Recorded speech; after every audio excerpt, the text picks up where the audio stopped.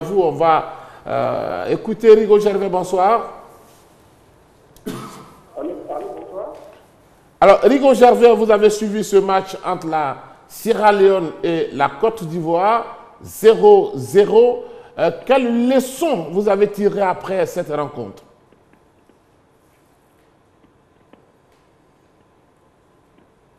Alors, on a suivi avec beaucoup d'intérêt ce match. On a pu voir que le coach, dans son classement, a aligné un peu le groupe, le noyau de Malabo, pour garder la confiance en ce groupe-là. Deuxièmement, le chef de staff sait qu'il est passé en 4-3-3. Il le fait jouer en 4-3 comme Bernard le disait, mais c'est son identité de jeu. Je pense qu'on a eu des problèmes majeurs, surtout à la fin de ce match. Il y a l'entraîneur Sierra Leone qui nous a posé pas mal de problèmes avec ses deux attaquants. Ça nous a empêché de jouer haut et de laisser un pressing haut sur ces Sierra Leone-là dans peu de matchs.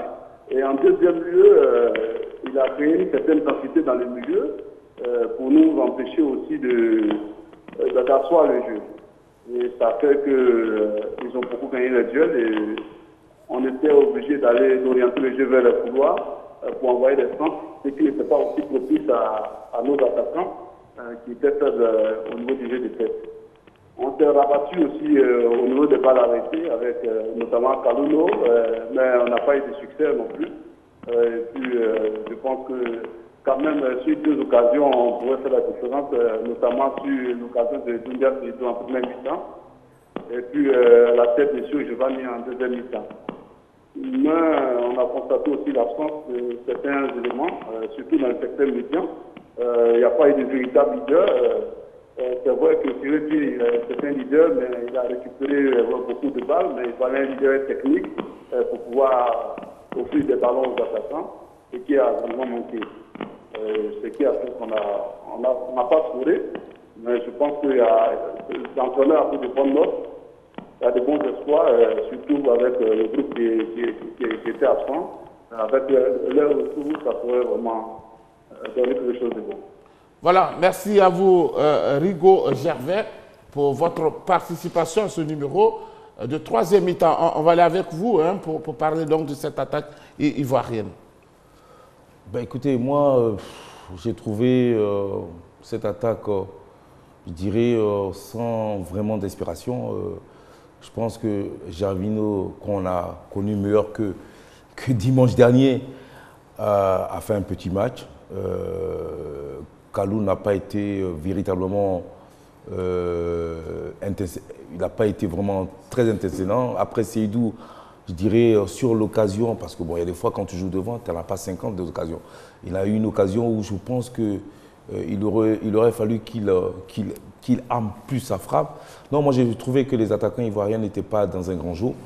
Après, on va dire que aussi que l'état du terrain n'était pas propice pour faire un beau football, certainement. Parce que je dirais même qu'on a été surpris de l'état du terrain parce que là, ils ont fait une préparation partout, tous les jours, on fait certainement une préparation avec des terrains durs pendant l'été. Et là, on tombe sur un terrain gras. Ça n'a pas aidé, je dirais, la condition physique des joueurs parce que quand tu joues sur un terrain gras, forcément, tu perds un peu d'énergie. Certainement, les Ivoiriens en ont perdu. Après, la relation entre les milieux de terrain et l'attaquant, avec les attaquants n'a pas été celle que Michel Dussuyer voulait. Donc, tout n'a pas été vraiment favorable pour faire un gros match et surtout pour donner la chance aux attaquants de pouvoir marquer. Moi, j'ai été un peu désolé de voir que même malgré cela, les attaquants n'avaient pas assez de mordants. Moi, j'ai trouvé Gervinho de temps en temps qu'il levait le pied ou Doumbia ou Gervinho pour éviter une blessure.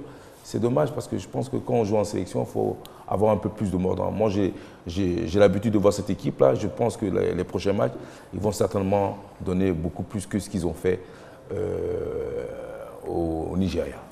Serge Dakouri, est-ce que si l'attaque n'est pas bien inspirée, c'est dû au fait que le milieu n'alimente pas l'attaque de ballon?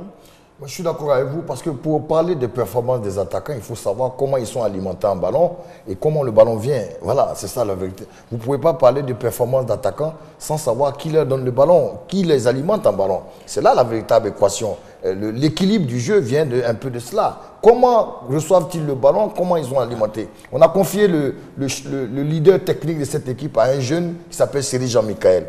Les 3, 4, 5 premières passes qu'il a tentées ont été mauvaises. Alors, sans oublier que Sila Tété, le coach ghanéen des Sierra Leone, a densifié le milieu de terrain en faisant du marquage en baron. Seri Jean-Michael, qui avait les clés du match pour remplacer Yaya Touré, n'avait pas le coffre nécessaire. Les premiers ballons qu'il a essayé de négocier pour mettre dans l'intervalle, il les a mal négociés. Il ne faut pas demander à Sérédier de faire le box-to-box à l'anglaise, c'est-à-dire récupérer le ballon et donner de bons ballons de but. Non, c'était Seri Jean-Michael qui avait la lourde charge de remplacer.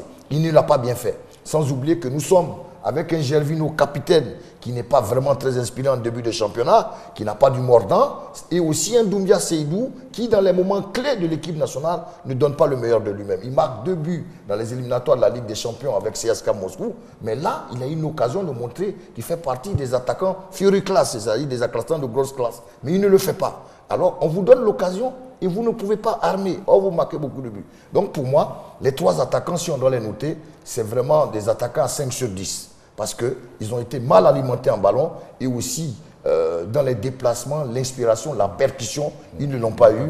Avec un milieu de terrain, pour moi, un peu hésitant, un milieu de terrain peu inspiré, où Seri Jean-Michael, qui était le leader, le remplacement de Yaya Touré, n'a pas été très performant. Voilà. Mais j'ai envie de dire que quand même, c'est peut-être donner aussi beaucoup de responsabilité à ce jeune Michael. Il faut bien. Mais je pense que ce n'est pas vraiment un meneur de jeu. Un 10 à l'ancienne. Voilà, je pense que c'est plutôt un milieu relayeur ou peut-être un milieu défensif. Donc lui donner la responsabilité de remplacer Yaya Touré sur ce match, c'était quand même donner trop de responsabilité. Et c'est dommage parce que bon, je pense qu'il y avait d'autres joueurs dans cette configuration qu'on pouvait appeler. Mais ça, je viens vous. Oui, à propos de Seri Jean-Michael, c'est vrai que le costume qu'on lui a donné était vraiment trop gros. On ne remplace pas Yaya comme ça, mais il fallait oser avec les joueurs qui était à la disposition du sélectionneur. Ce garçon, moi je l'ai vu jouer, il était comme tétanisé entre son rôle défensif et son rôle offensif, celui de donner des ballons propres à ses attaquants. Il ne savait pas trop quoi faire. Mais c'est un jeune qui débute. Je pense qu'il a besoin d'être mis en confiance pour pouvoir jouer ce rôle qu'on attend de lui. Il peut le faire, mais c'était un peu trop tôt pour lui. Et je pense qu'il a des excuses. Et je pense, oui, et puis je voulais dire également, je voulais dire également que dans ce milieu de terrain, on a un garçon qui joue sérieux, Akbako Jean Daniel, mais il joue milieu extérieur et on l'a fait jouer un peu dans l'axe, il faut le dire. Maintenant, les ballons n'arrivaient pas en attaque, mais le coach l'a dit, ils auraient dû faire le travail en première mi-temps, parce que la deuxième mi-temps, le terrain n'était pas pratiquable, il a dit qu'ils auraient dû faire le travail en deuxième mi-temps. Et comme l'a dit Serge, malheureusement, on n'a pas eu le Seydou Doumbia du CSKA Moscou, on a eu celui de l'AS Roma. Or, on a besoin en équipe nationale de celui du CSKA Moscou, parce qu'on a vu ce tir qui n'a pas armé, mais on a vu une autre phase de jeu où il était en 1 contre 1 avec le défenseur, et lui, il était en position favorable, et il a crocheté pour tirer, mais tout ce qu'il faisait était lisible, on le voyait de la tribune. Et c'est ça qui a manqué chez les Ivoiriens, la spontanéité, les trajectoires de balles étaient lisibles, les volontés les tentatives de passe étaient lisibles. Et attention, on ne le dit pas, mais on avait un adversaire, Sierra Leone, qui était d'un autre calibre que ceux qu'on a vus. Des défenseurs qui ne dégagent pas le ballon, ils ne dégagent pas le ballon, les défenseurs. Ils récupèrent, ils donnent au milieu. Et au milieu, ça va de partout. Alors ils jouent. Techniquement, en première mi-temps, il leur manque le corps physique, mais techniquement, ils ont joué juste, que ce soit les déplacements à gauche, sur le côté, le jeu court, le jeu long, une technique individuelle au-dessus de la moyenne et surtout une entente collective, une discipline collective vraiment impeccable. Regardez l'action que j'ai retenue, qui illustrait ce que je viens de dire, n'est-ce pas? Le milieu de terrain, je crois que c'est le 7 Kwame Poissy, il est rentré entre Seri Jean-Michael, Sérédier et Akpa Akro. Oui, Il nous les a l'avons vu, passés il les a et c'est passés, là oui. qu'il a pu décaler Le ballon, dans l'axe, je ne sais plus si c'est Bangoura ou il y a deux Bangoura, il y a Outou Bangoura et puis Kamara. Je ne sais pas lequel, mais il s'est retrouvé en position favorable. Il a trop croisé son tir, mais c'est le même but qu'ils avaient marqué ici au stade Félix Houphouët-Boigny lors de la deuxième rencontre. C'est-à-dire qu'il joue parfaitement un mois, mais alors on voit qu'un coach qui a vraiment. Ils étaient beaux à voir jouer. Ils étaient beaux à voir jouer. Quand il faut jouer en profondeur, ils jouent en profondeur et ils jouent juste balle au sol.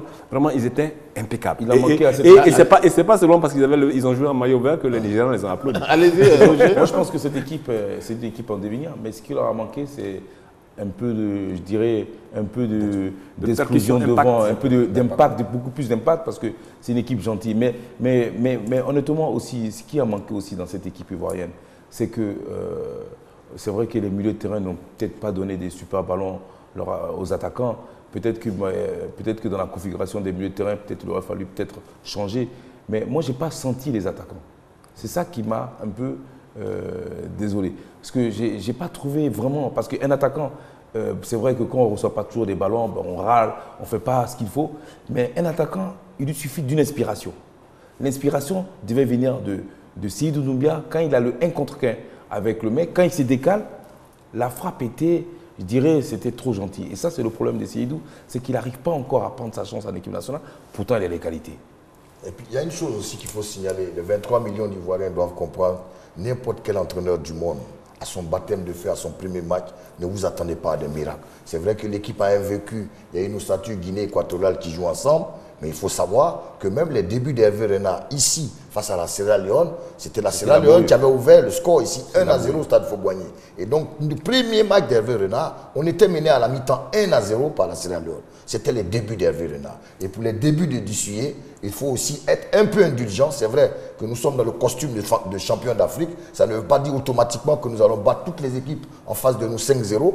Mais en face, il y avait un entraîneur expérimenté qui a eu la magie de pouvoir mettre un bloc compact où on a nos joueurs qui n'ont pas eu ce qu'on appelle l'intuition avec un milieu de terrain besogneux et un milieu de terrain où Seri Jean-Michel a été quelque peu tétanisé et n'a pas réussi ses premiers gestes. Mais je dis, la Côte d'Ivoire qu'on voit maintenant ne sera pas la même qu'on voit en mars 2016.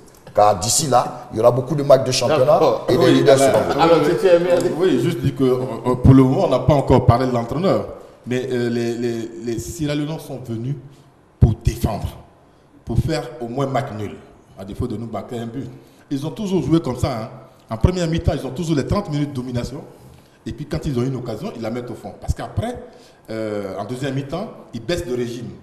Et là, on a vu la joie du banc de touche à la fin du match. C'est dit qu'ils sont venus parce qu'ils jouent contre le champion d'Afrique. L'objectif premier, c'était de chercher un match. Voilà. Donc, ils ont bien reçu le coup parce qu'on n'avait pas d'autres moyens. Et je pense que c'est une défaite c'est un match nul qui va nous permettre de tirer les leçons, de grandes leçons d'ailleurs, qui va permettre à l'entraîneur de prendre note, de savoir désormais à qui il a affaire dans cette équipe nationale. Et moi, je trouve que quand un sélectionneur convoque un joueur, c'est vrai qu'il faut leur donner leur chance. Mais il y a aussi des anciens qui ne font pas tout le temps le boulot. Qui ne font pas, on attend toujours d'eux, mais qui n'explosent pas.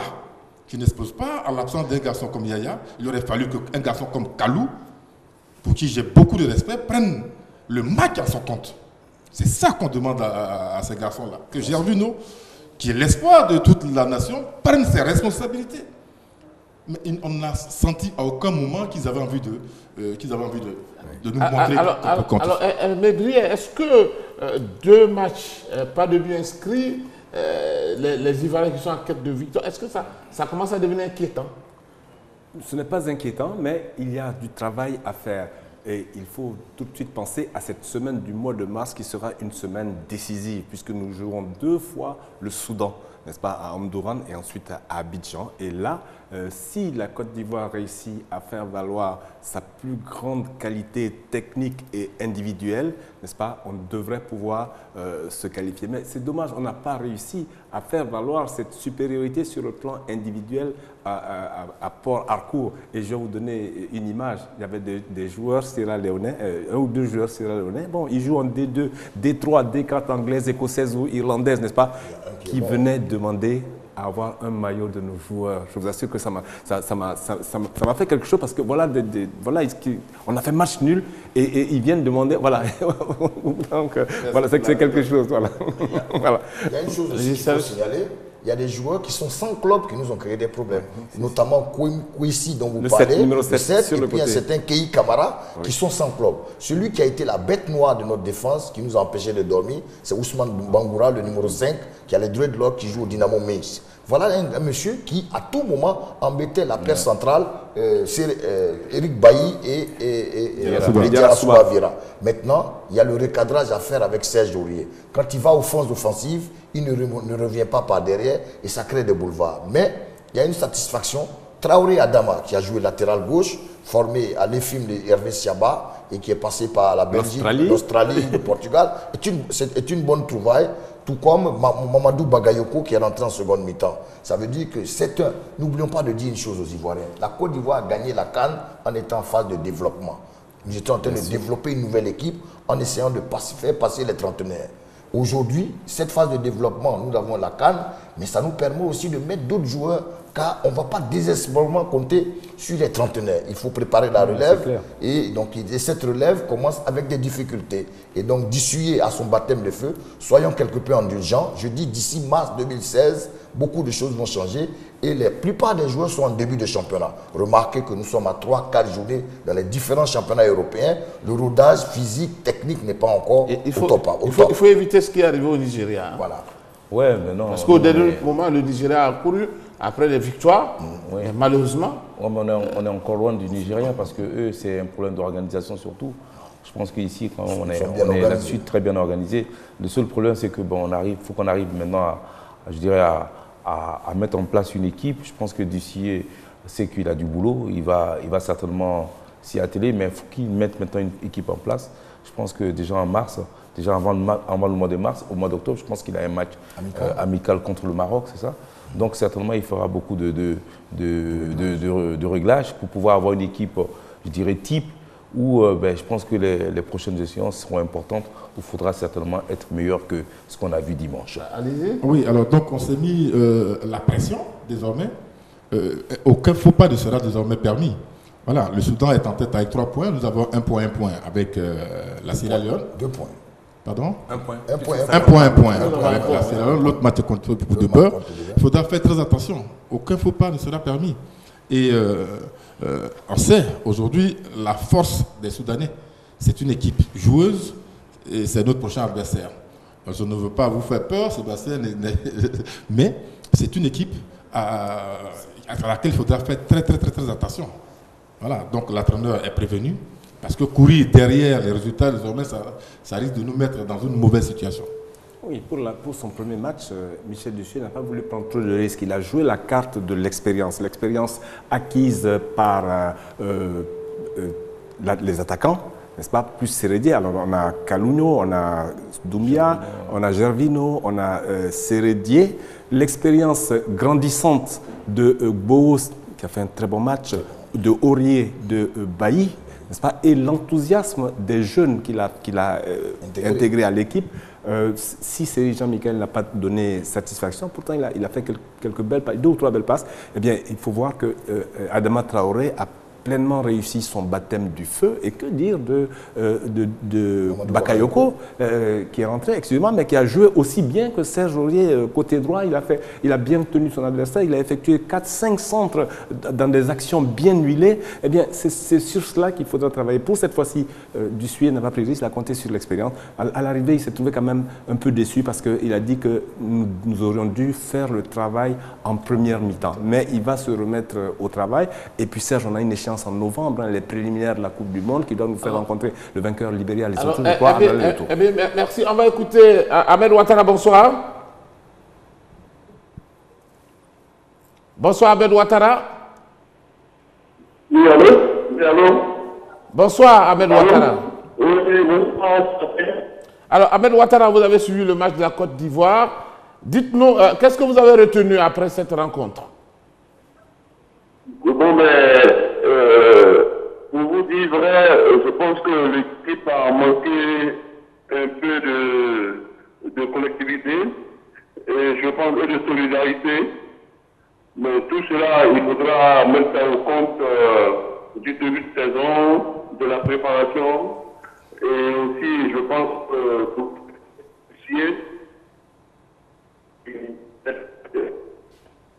Alors Ahmed, vous vous déplacez, on ne vous entend plus, restez là où vous étiez, parce que quand vous vous déplacez, on ne vous entend pas. Pardon? Quand vous vous déplacez, on ne vous entend pas. Allez-y. Allô, Sébastien, tu m'entends? Je vous entends, oui, allez-y. Oui. Je vous entends pas bien. Vous dites? Je vous demande quelle conclusion vous avez tirée après cette rencontre.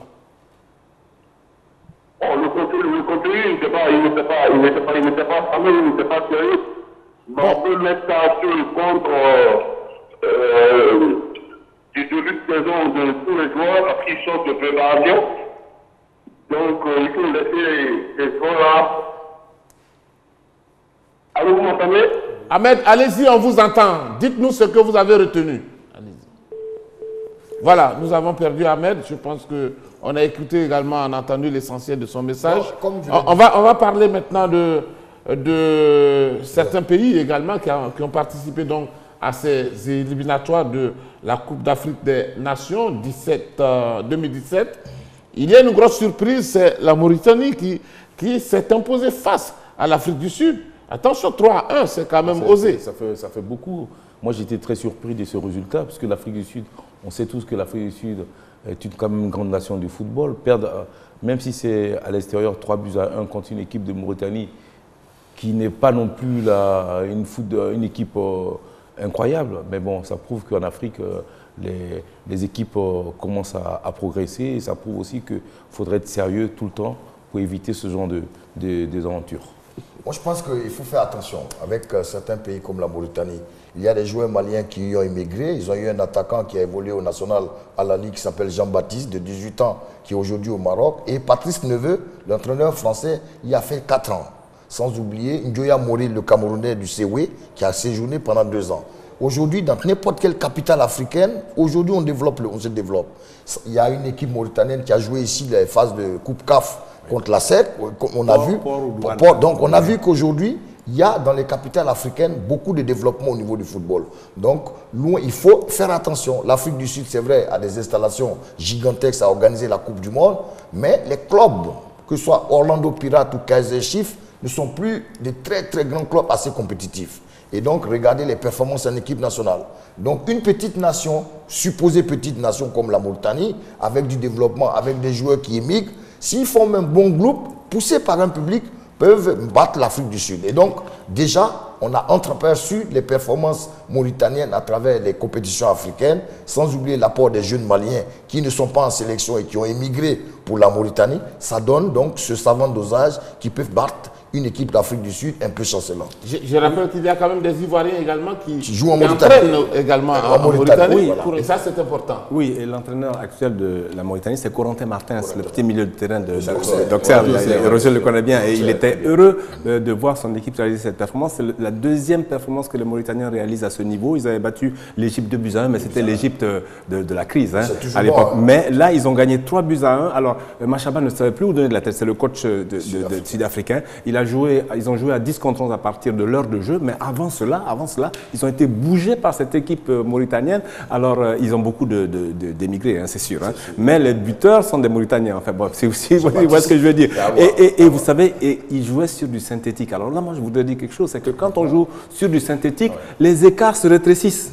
Les écarts se rétrécissent parce que sur le gazon, ça va, c'est comme ça, mais quand on joue sur du synthétique, l'équilibre, enfin, voilà. Et vraiment, les Mauritaniens ont joué à fond. Et leur dernier, le deuxième et troisième but sont des buts où l'attaquant est lancé et il dribble 2-3 joueurs avant de tirer au but et de marquer. Et le troisième but, alors il est parti pratiquement de sa moitié de terrain pour rentrer entre 5 joueurs sud-africains pour marquer le troisième but. Donc c'est l'enthousiasme, il y a de l'enthousiasme, mais il faut faire attention à ces équipes. Alors, Aimé également, Aimé, Centrafrique RDC 2-0. Ben oui, c'est aussi une grosse surprise de voir que la RDC a été battue par la République centrafricaine. Ça montre simplement que... Il y a beaucoup de changements, il y a beaucoup de mouvements au niveau des pays. Oui, ben, allez-y. Non, c'est pour juste dire que c'est une très très grosse surprise, tout comme la Mauritanie a battu l'Afrique du Sud. Ça avait quand même fait un très bon match. J'allais dire une Coupe d'Afrique moyenne, mais elle a toujours son talent d'Achille, c'est sa défense. Je pense que l'entraîneur n'y a pas encore remédié et on voit le résultat. Quant à la RDC, je pense que cette équipe n'a pas véritablement tiré les leçons n'a pas su quantifier, ses prestations en Afrique, en Guinée équatoriale, en Coupe d'Afrique. Donc c'est simplement dommage, c'est une équipe qui regorge de beaucoup de talents, qui se voit battre par la Centrafrique. Eh bien, ça c'est la preuve des équipes qui sous-estiment les adversaires, qui prennent les adversaires de haut, et c'est comme ça que ça trahit toujours. Et Botswana, Burkina Faso, 1-0 pour l'équipe botswanaise. Écoutez, les médias burkinabés, notamment le journal Singwaya, ils estiment que Gernot Rohr, le franco-allemand, n'est pas forcément le meilleur entraîneur qu'il fallait pour le Burkina. Voilà une équipe du Burkina où la plupart des bons joueurs ont émigré vers des championnats exotiques pour des besoins pécuniaires. Notamment Jonathan Pitropa qui a quitté l'Europe pour aller aux Émirats, Bansé Aristide qui vient de signer à Chipa en Afrique du Sud. Il y a certains joueurs cadres qui n'ont pas bien digéré l'époque Paul Pout où ils avaient été vice-champions. Et depuis, l'équipe de l'équipe s'est liquéfiée et Gernot Rohr n'a pas pu remettre cette équipe en main. Voilà. Et quand vous voyez le Botswana 1-0, c'est comme la performance réalisée par la Mauritanie. Gernot Rohr est là depuis un certain temps. Il a rappelé des vieux couteaux qui ne sont pas compétitifs et cela n'a pas permis à Burkina d'avoir un bloc homogène. Ils sont restés hyper défensifs pendant tout le match et l'équipe du Botswana, poussée par un public chauffé à blanc, a marqué un but et a pu contenir les Burkinabés. Pour moi, les ténors du Burkina n'ont pas joué le jeu, notamment Traoré et son frère Bertrand. Alors, monsieur, c'est maintenant que je vais revenir à vous, mais nous avons en ligne depuis donc, le Congo, depuis Brazzaville. Nous avons en ligne Koulibaly Seydou, bonsoir. Alors, Koulibaly Seydou, dites-nous, c'est vrai que la Côte d'Ivoire, au niveau des dames, gagne, mais est-ce qu'en dehors de ces victoires, il y a aussi des difficultés?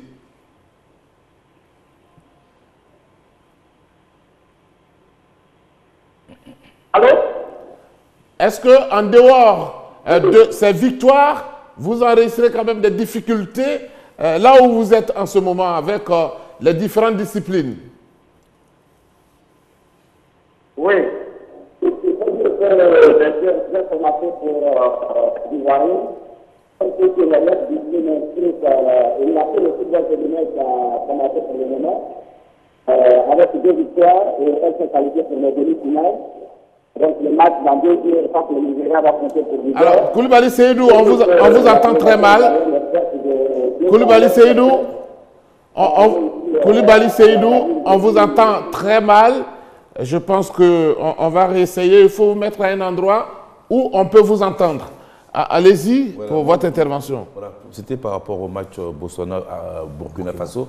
Moi, ce qui met un peu mes désordres dans cette équipe du Burkina Faso, c'est que ça fait maintenant pratiquement 3 ans que les entraîneurs insistent à faire jouer pratiquement les mêmes joueurs qui sont vieillissants. Voilà, moi je les aime bien, Pitropa, toute la bande, Bansé, c'est des copains, il n'y a pas de souci. Mais à un moment donné, il faut amener des jeunes joueurs frais dans cette équipe pour un peu mettre une forme de concurrence, pour dynamiser un peu cette belle équipe qui a fait quand même des beaux jours de la CAN. Mais je crois qu'ils ont besoin un peu de nouveaux joueurs. Et puis après, ils ont pris un entraîneur, Rohr, qui n'est pas non plus un très grand entraîneur. Et je dirais même que c'est dommage que cette équipe nationale puisse prendre un gars comme Rohr. Il y avait quand même mieux à prendre. Voilà, c'est ce que j'ai envie de dire. Alors, monsieur, on va tirer les conclusions avec vous. Tchétchéné, allez-y pour votre conclusion. Alors, moi, je parlais plutôt de l'équipe nationale de Côte d'Ivoire par rapport à son match. Je pense qu'on ne peut pas juger Michel Dussuyer sur ce match-là. Il n'avait vraiment pas toutes les cartes en main. Et il y a de l'espoir. Je pense que les jeunes gens qui viennent de faire leur entrée vont apporter quelque chose, mais malheureusement, ils arrivent dans un contexte où il y a de la compétition, où tous les matchs sont importants. Alors, dans ces conditions, ces garçons-là ont très souvent la tremblote pour certains et ils ne donnent pas toujours les performances qu'on attend d'eux. C'est sur ça que je voulais m'arrêter. Allez-y, Mibria. Je parlais également du coach pour dire que dans sa façon d'organiser son entraînement, eh bien, il y a du sérieux, de la rigueur, du travail. Il y a un peu de Hervé Renard. Et dans sa communication, il y a un peu du coach, de l'actuel coach de Lille, parce qu'il lui arrivait de prendre assez souvent en aparté Beau Sylvain, un nouveau, un ancien, pour parler du travail à faire. Et il faut lui souhaiter bon courage, parce que bon, s'il voulait des débuts corsés, il est servi, au-delà même de ceux qu'il espérait. Il faut lui souhaiter bon courage et lui donner le temps de préparer la nouvelle échéance de novembre. Attention, on rencontre le vainqueur de Libéria Lesotho, et le Libéria a battu la Tunisie 1-0. Attention. Allez-y. Non, moi seulement, je vais souhaiter bonne chance à Michel, qui connaît déjà la Côte d'Ivoire, puisqu'il a déjà eu... il a déjà été adjoint à l'époque d'Henri Michel, donc il connaît quand même la maison. Je vais lui souhaiter une bonne chance, d'avoir aussi les mêmes succès qu'Hervé. Voilà, je lui souhaite. Et puis en même temps, dire aussi pour Michael Seri, qui n'a pas réussi son entrée dimanche dernier, mais bon, il est jeune, il aura encore certainement quelques possibilités à démontrer ses qualités. Seyda Kouri. Je dirais que le baptême de feu de Michel Dussuyer est identique au baptême de feu de Hervé Renard. Les premiers matchs d'un entraîneur dans un nouvel environnement avec de nouveaux joueurs semblent difficiles à tout point de vue. Il ne faut pas brûler tout ce qui est, il ne faut pas donc le brûler rapidement. Il faut être assez indulgent car la science du football amène des difficultés. C'est dans les difficultés qu'on construit une nouvelle équipe. C'est vrai que la Côte d'Ivoire restant un moteur diesel, mais d'ici le mois de mars, quand les joueurs auront plus de 10 matchs de championnat dans les jambes, vous verrez sûrement une nouvelle équipe de Côte d'Ivoire assez concurrente et compétitive. Merci beaucoup à vous, Serge Dakouri. Merci à vous, messieurs. Merci à vous qui nous avez donc suivis pour ce numéro de 3e mi-temps. Merci. On se retrouve donc la semaine prochaine, tout en vous réitérant une fois encore votre soutien à notre équipe nationale féminine qui joue en ce moment du côté de Brazzaville. 2 matchs, 2 victoires. On espère que c'est une équipe qui va s'imposer face au Nigeria pour occuper la première place. Merci et bonsoir.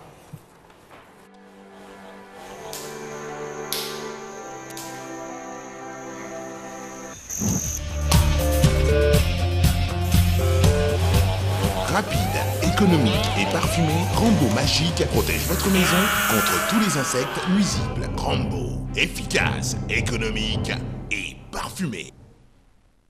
Rambo, efficace, économique et parfumé.